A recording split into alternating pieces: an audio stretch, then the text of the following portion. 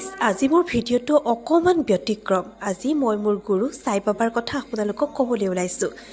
সাই বাবাৰ মোৰ জীৱনত প্ৰভাৱ অপৰিসীম। বাবাই মোৰ জীৱনত কেইবাটাও মিৰাকেল কৰিছে। মই জানো বাবাই আপোনালোককো আশীষ দিব। আজি এই ভিডিঅ'টোত মোৰ বাবা অৰ্থাৎ সাই বাবাৰ পালকি যাত্ৰাৰ বিষয়ে অকণমান আপোনালোকক জনাব বিচাৰিছোঁ। এয়া 6 মাইলৰ চচলৰ দৃশ্য, য'ত বাবাক খুব ধুনীয়াকৈ এখন পালকিত উঠাই ফুৰাইছে। আচলতে মহাৰাষ্ট্ৰত যি বাবাৰ সমাধি মন্দিৰ আছে, তাতো এনেদৰে প্ৰত্যেক বৃহস্পতিবাৰে পালকি যাত্ৰা উলিওৱা হয়। বিশ্বাস কৰা হয় বাবা যেতিয়া জীয়াই আছিলে তেতিয়া হেনো বাবাই দ্বাৰকা মাৰ পৰা শিৰডি চৌপাশটো এবাৰ ফুৰিছিলে। আৰু সেই বিশ্বাস অনুসৰি, সেই পৰম্পৰা অনুসৰি এতিয়াও শিৰডিত প্ৰত্যেক বৃহস্পতিবাৰে এনেদৰে বাবাৰ পালকি যাত্ৰা উলিওৱা হয় দ্বাৰকা মাইৰ পৰা।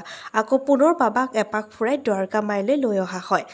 বাবাক খুব ধুনীয়াকৈ এখন পালকিত বহাই তাতে ফুল, নৈবেদ্য, তাৰ লগতে বিভিন্ন সুগন্ধিৰে সজাই বাবাক ফুৰোৱা হয়।